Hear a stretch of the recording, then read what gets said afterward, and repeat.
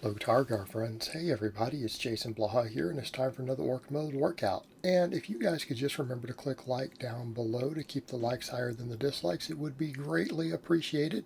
So just take a peek down there, and if the dislikes are getting high, just please do your part, click like, because I know you guys enjoy these videos or you wouldn't watch them every day. But over to the point, today's the last day of training before I do a deload. Yes, that was planned ahead of time. This is day 17 of doing max effort plus volume afterwards every day. We will continue this after the deload. I've had some really good lifts in the last week, and I decided, you know what, it's going to be the last day. Let me just kind of use my best test for my bench, which is my floor press, and I missed a lift. I missed a lift at the end. But the thing to keep in mind, I knew coming into it, my delts, triceps, everything were fried, and I wanted to kind of see where I was at. Either I would get it or I wouldn't. My best guess is on the weak point training and what I know I'm having to do. Very accurate based upon what I felt and saw in this. So we know we're on the right path. And obviously I'm going to keep doing the dips because I know I need more chest and tricep in general, and I feel like they've helped the speed out of the bottom because of the stretch reflex with the bands. But I do need to push really hard the incline benching and the tricep work. Because what I saw today, when I missed the lift, it was all delt. My delts hurt. They were lit up. They were completely out of steam. Now, they are also very fatigued from the high volume incline benching, but that doesn't mean that we shouldn't be adapting. And I have a feeling, because I've trained them so hard, I'm going to deload, get plenty of Thanksgiving food, all that stuff in, that I should be coming back stronger next week. But we have to keep working the weak points. Just like we saw on the squat, which worked, just like we saw on the deadlift and it's worked, we've got to do this with the bench now. And I have to be realistic in assessing my muscular weaknesses, because size equals strength. And yeah, I've got certain muscles that are really big, but I have some that are lagging relative to my strength level. And realistically, just my whole shoulder girdle as far as the front part. And that means upper chest, front delts, side delts. All that's got to come up. My triceps have got to come up, especially now that I'm going back real close grip. But this 315, it felt like tricep, and I got this one. And it was just a little slow near the top, right? And I felt the medial head of my tricep tremendously. It's like it felt like all medial tricep trying to do the last bit of work. Like I felt like that was going to be my weak link. But we know my triceps need work. But then when I missed this lift, I felt really strong out of the bottom. I went up to 325 on the close grip, and I was hoping I would get it. I thought I was going to get it, but when I pressed as hard as I could, I got a nice good pop out of the bottom. Just like people have noted, like I seem pretty fast off the bottom. And obviously the dips against bands with the stretch reflex will help continue to develop that, so I'm not going to neglect that. But my front delts really gave out. And for a lot of guys, front delts can be a bottom position weakness too. My front delts right there. And I pushed with everything I had, and they gave out. All right, I've got to work on that. So today, because I knew I was going to be somewhat short for time, I've got to get these voiced over, get this rendered, and start getting ready for Thanksgiving and stuff. So for me, I was going to have a shorter workout today, so I needed to be efficient. I need to get the stuff in that I know is going to work. So because of that, it was going to be a choice between the dips or the incline. And because it was a delt weakness, not a pec weakness, decided to do my incline. Now this first set actually felt too light, and it's normally because I do dips first. So I went ahead and added a little weight, and that felt a little light too, so I went ahead and went up again, and I managed to squeeze out 12 reps on the final set with a heavier weight. Now, long-term goal, as I've already said, if I can get to 5 sets of 10 on this with 225, that'll be pretty good. In fact, my bench would be tremendously better if I could do that. So I'm going to have to keep doing all that. But I mean, we know those areas need to come up.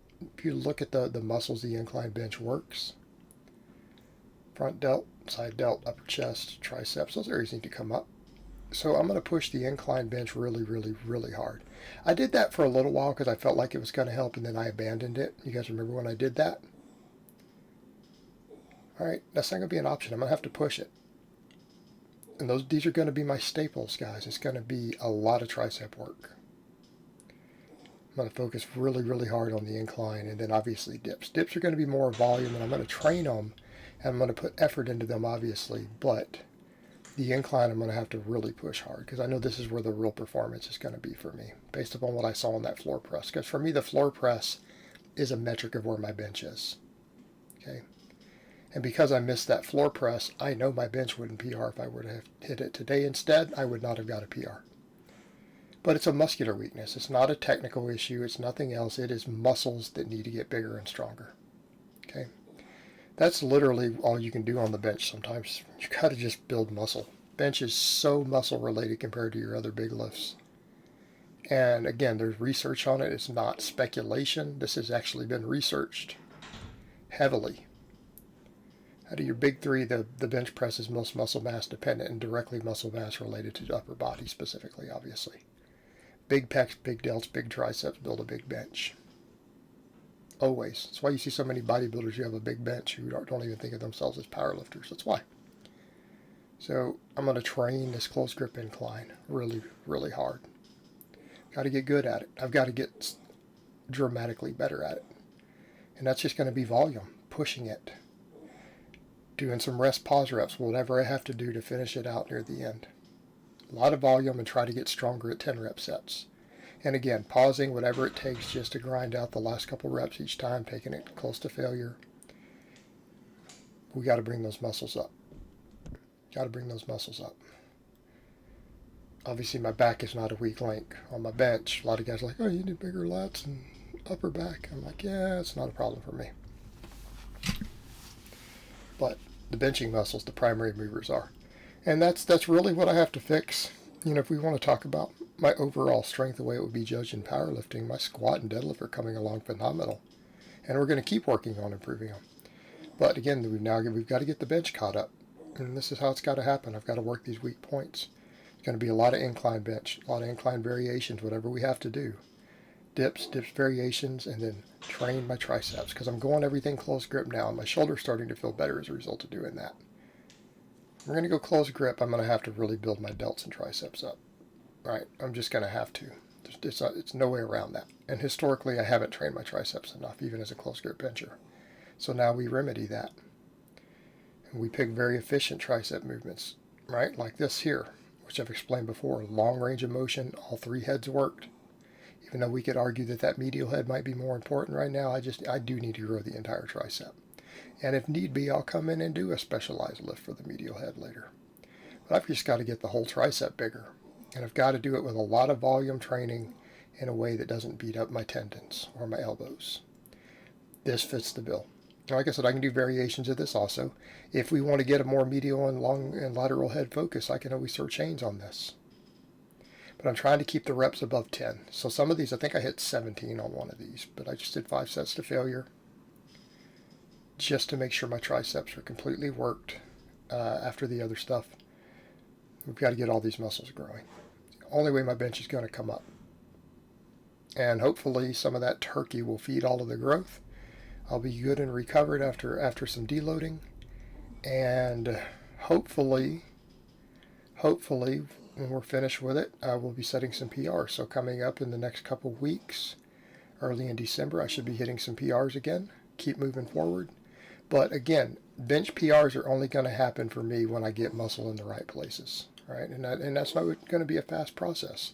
Although some of the squatting and deadlifting stuff seemed like it was a fast process, the bench is going to be more dependent upon muscle growth, even more so. So we're going to have to make that happen.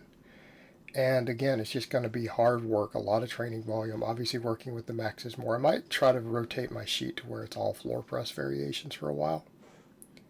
I can't use leg drive, and I've got to it's going to be a test of true muscle strength. If I can't use much technique, I've got to just beast it up. So we'll be able to tell a lot better, if I do it that way, how much growth we're getting from these other lifts. And then we'll work back on getting leg drive and stuff in. But we just have to get bigger, thicker, stronger. I've got to just build brute strength on all my pressing, and it's only going to happen by building up the right muscles. And so, again, that's the name of the game. So it's going to be hypertrophy, hypertrophy, hypertrophy. And again, picking exercise variations, again, going closer grip on the incline, for example, using variations like this for tricep movements that are easy on the shoulder joints, easy on the elbows, easy on the tendons, so that we can do very large amounts of training volume. Right? Because we have to grow, and volume is where we get our hypertrophy. It really is.